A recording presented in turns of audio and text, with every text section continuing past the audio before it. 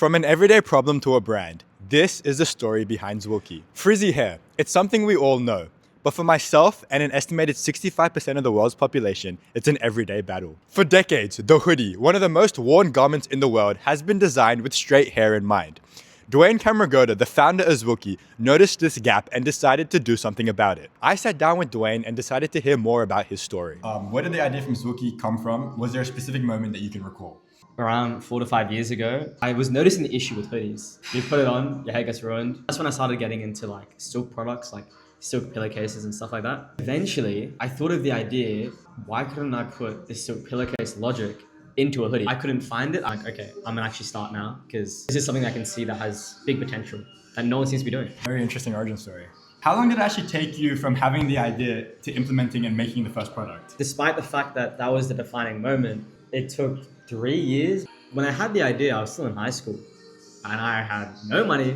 I didn't have a job. There was nothing really going for me to do it. I suspended uni, I put it on hold, but I was basically doing nothing for a period of time. And I was like, you know what? I have no money. I'm just gonna start with pre-orders because that requires almost no upfront cost. The answer is almost 3 years. And only now have I really taken it a lot more seriously. It's been a long process. Yeah. If you had to narrow it down to one thing, what would you say the hardest part about building Zwilky from scratch was? It's something I'm dealing with even right now, which is self-belief. Initially, when I had the idea, I had infinite belief.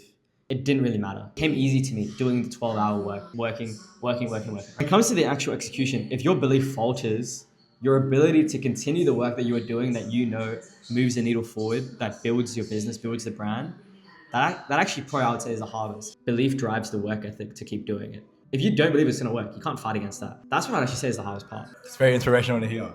You work at Sydney Trains, correct? That is correct. Full-time, yes. How do you manage working on this business as well as working full-time? When it comes to managing time, there's always time. I also, indulge myself in TikTok and Reels and all this other garbage. Again, I think it comes down to your beliefs and your identity. If you truly believe it will work, you will find the time. Belief falters, it comes away. Using the time that you know you're wasting and being really real with yourself and be like, you know what, I'm being lazy. Yeah. I need to get back to it. Keep working hard. I'm in a very privileged position where I only have to work full time. There's a guy in my workplace, he has 2 daughters. He works full time. I don't go home to 2 daughters with all these commitments and I have a lot more time than other people. Do you ever see yourself thinking about or going back to your degree, or is Zwilky just the main path now? I do see myself going back to the degree. Can't put it on hold forever. If I was able to make enough with this, then I would drop the degree. In ideal scenario, the answer is yes. And so just to clarify, what degree were you doing and at which university? I'm studying a Bachelor of Biomedical Engineering honours at Sydney University. It's quite a difficult degree. Yeah. What would success look like for you with Zwilky? At which point would you say that I've achieved everything I want to achieve with this company? Obviously, there's never an end, but when would you feel satisfied? My general belief of you should never really be content. If you're fully content, then how can you make progress? If you truly believe that you're in a place where you're content, that's bad. So yeah, I don't think I should ever be content, which is what you were referring to before. Mm-hmm. However, that would be my answer for when I feel fulfilled, is when I can do the things that I would want to do outside of work without feeling guilty, right? I'm not doing stuff to get away from the work. I'm doing stuff because I know the work has been done and I can continue moving forward. Interesting. Yeah. What would you say to any young people that are sitting on a business idea right now that are unsure of where to start or potentially too scared to start? What advice do you have for people like that? It goes to a point where I've said to you before, if you were younger, you had this drive.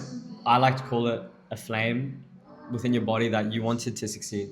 It pushed you forward and you always thought, man, I want to pursue something bigger than myself, right? I want to do something that goes beyond. And I'm sure everyone has it, but it's a matter of, are you going to fan that flame and truly go for it? If you have an idea and you find it, do it. I can be honest and admit, I don't have really much skills in anything. I think I can really pinpoint, wow, this is what I'm really good at. If you have an idea, go for it. The learnings that you will get from pursuing it and failing completely outweighs everything that could possibly go wrong. So we overestimate the failures and completely underestimate the impact of what would happen if you win. Pursue it, fail, learn, get better, keep pursuing, and eventually you'll do it. And I think that's some really good advice. As they say, risk is always better than regret, right? So yeah, there you go. There you go. What a quote. Yeah, so that's all from me. Thank you so much for taking the time to be with me here today. No worries. Is there any final comments you'd like to leave before we end it off? Everything you want isn't all the hard decisions and hard conversations that you don't want to have. Yeah. Perfect. That's all from me. Thank you so much, Dwayne.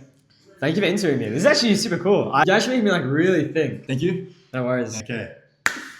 Dwayne's story was really inspiring. To check out more about his silk line hoodie, go to Zwilky.com. This is Shaban from Shubstack signing off.